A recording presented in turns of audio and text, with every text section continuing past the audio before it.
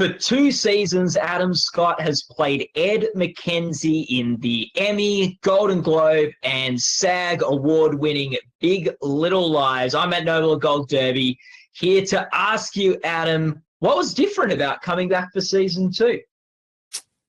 Well, it's interesting because season 1, when we shot it, obviously it wasn't this big kind of cultural phenomenon that it became, but it was a big deal. Like, I certainly knew that I was, working on something that was pretty monumental as far as getting all these women together, and this story that was, really kind of centered on these women and just the caliber of talent as well. So, we already knew this was a really special thing, a really big deal. But then coming back for season 2, it was after it had become what it became, and so it sort of, it kind of set there were these expectations, a little pressure, because it was so good creatively, but also it was as successful as it was. But getting there and getting on set, if you thought there was that kind of pressure, you wouldn't know it, because it was just nice to be back with that cast and creative team. And it was just really fun. And there wasn't, as with any second season of a show, as a, person involved in making it, as well as an audience member, you don't have to take the time to get to know these people. You kind of just dive right back in, and you can continue your inside jokes and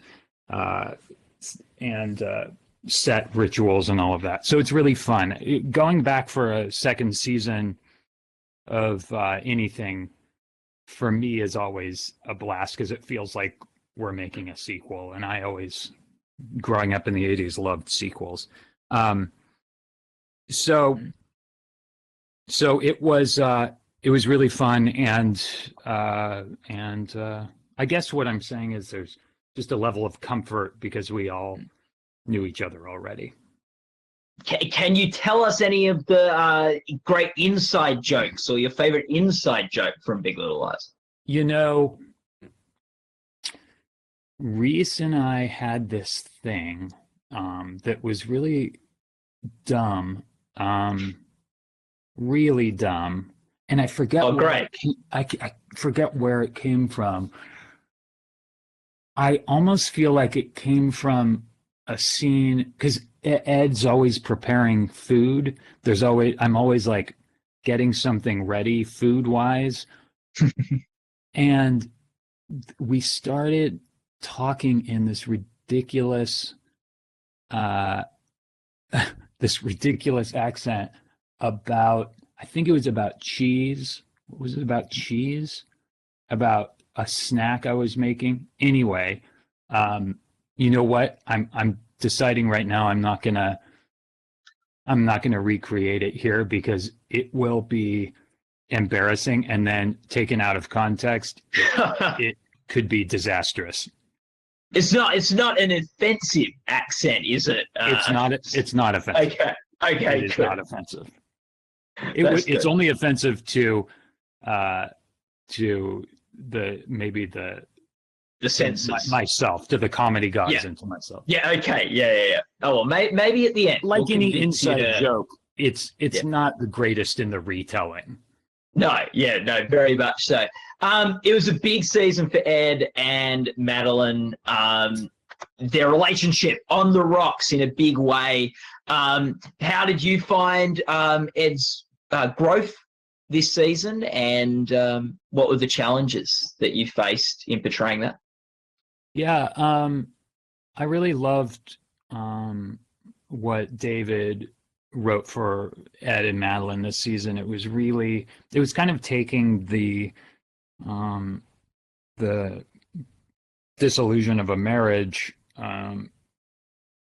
something that could be on a television show, could be cliched. It could go down any number of roads that we've seen before, particularly for the man. And it was kind of, switched up a bit. I think Ed was always a bit of a beta, and always someone that was there to clear the path for Madeline, to make sure she's having a smooth ride as far as life goes. And, he's there. One of his primary functions as a partner is to make sure that she's taken care of. Yeah. And she obviously took advantage of that. And so Ed, in this season, is, in the process of carving out an identity for himself outside of this relationship. But when that relationship sort of takes up the majority of your self-identification, then when you start trying to carve outside of that, you need to find out what that is. And I think that the character sort of figures out that he has trouble finding anything else, and that's kind of where some crisis sets in. And he's just really pissed off at Madeline. Yeah, fair enough. Yeah. What was the what scene do you reckon was the sort of quintessential scene for Ed this season? Well, one thing that I found was heartbreaking, and also really astute, as far as what David did, as far as the writing is concerned, is he finds out through a slip of the tongue with his stepdaughter that Catherine's character, that Madeline had this affair. And so when he does confront Madeline for the first time about it, it was a tough scene to do. But I think one thing that I really loved about it is that David brought the daughter into it, the heartbreak of his daughter, his stepdaughter, but he thinks of her as his daughter. He loves her and has known her for, watched her grow from a kid to a young woman, and the heartbreak of knowing that she knew before him, his daughter, that Madeline was comfortable keeping this secret with her. It's really embarrassing, and really sad. I think that's part of what fuels his rage and confusion. Mm. Yeah, and I guess with the character and with the development of the story, what do you think? There's something I think is really cool about acting is you put yourself in someone else's shoes and you sort of think about things from their perspective. Did you learn anything about yourself from playing Ed? That's interesting.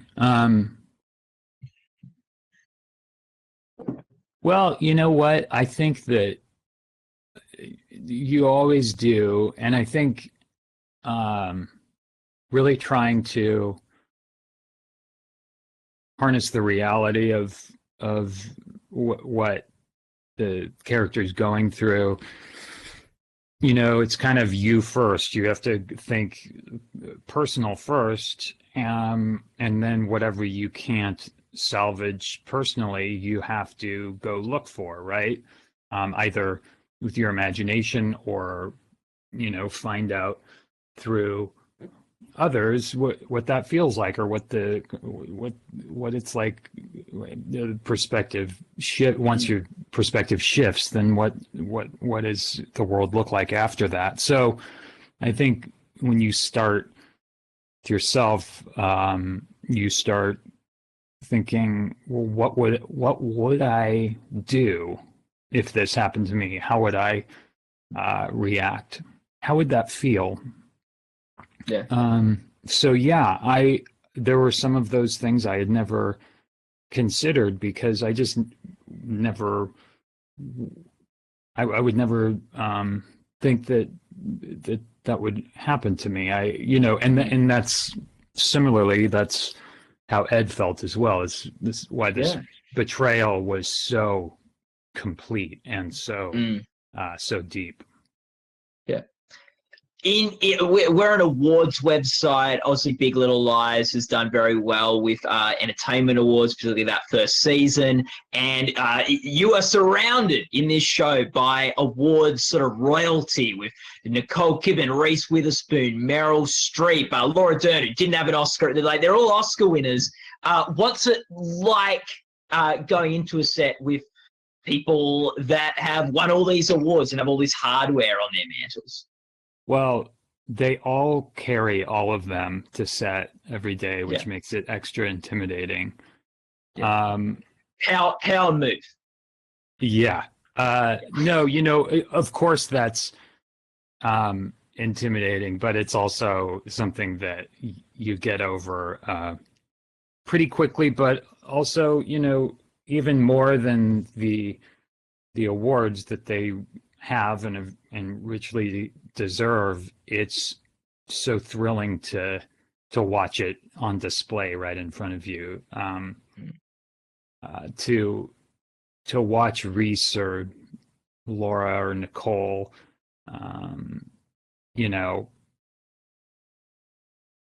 how they kind of go from chatting on the sidelines to diving into a scene and getting to watch that, being such a fan of all of these women and such an admirer, Meryl as well, of course. Getting to just see that and see the magic trick of it, was really, really, really fun. But they're all really sweet, generous, cool people that you wouldn't know that they have all of this hardware, as you say, sitting at home, because they're not, there's no airs about them or anything like that. They're all really cool. Oh, that's good. You were part of Parks and Recreation on the cast there since the end of season 2, so you were on most of that run. That was a very funny show. Big Little Lies, there's some nice moments of comedy, but that's a fairly dramatic series.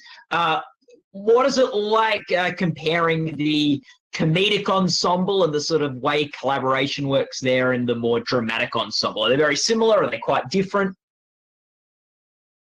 I mean, it's different in the sense that the result you're going for is different. On Parks, you're always trying to figure out what the funniest route to take would be, and we improvise quite a bit, but that's where the differences end.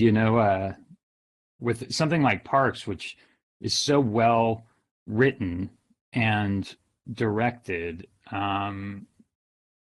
we were always trying to, of course, go for jokes, but also working from an emotionally true place. And that show was always about the love between this gang of friends and this woman and her community, and her wanting to make the world and her town a better place. That's really where it started. That's what everything kind of led to. So, I think when you're collaborating with great people like that, there's more similarities than differences. And and the Big Little Lies set and the Park set are probably more alike than you would think. When you think back at your time on Parks, I'm assuming it's fond thoughts. Is there a particular moment or scene that comes to your mind just when you think of it? You know, I remember maybe it was season 4. Season 3 or 4. We were in Washington, D.C. and shooting an episode, and we were shooting in the old executive office building, which is right next door to the White House, shooting a scene with Vice President Biden. And when we finished the scene with him, he said, "Hey, I have to go, but why don't you guys walk across the street and check out the West Wing?" And we're like, okay. And so it was Amy, Chris, Aubrey, Mike, the showrunner, Morgan Sackett, Dean Holland, the director. It was like 5 or 6 of us. We went over to, just walked over to the White House, went inside, and found ourselves, just the 6 of us, alone in the Oval Office. And because the president had just left. And so we went in there, and they're like, "Go ahead, you can look around for a few minutes." And we were like in the Oval Office, just the 6 of us for, like 10 minutes, something. And we all looked at each other, and we're just like, wow, how did we end up here? And so kind of the joy of being there with my friends, making this show that we all cared about so much, and standing there in the Oval Office, this president that we were all really proud to be. We were all proud to have him as our president. It all just sort of felt like one terrific thing. That's not a particular scene we were shooting, but that was a real moment that I'll never forget. Well, you just touched on something else you did. You did the greatest event in television history with your wife Naomi. Yeah. I probably got the name of that wrong. I'm sorry. She also produced Ghosted, which you were in. Are you two going to do something together in the future? Is there anything planned with her, or any ideas kicking around? Yeah, we have a few things we're working on right now. We have Nice. an animated project that will hopefully be coming to a screen near you. We have different stuff in development. We have a movie we're getting off the ground. We've made 4 movies, I believe, at this point. 3 movies at this point, and we're about to get another one off the ground.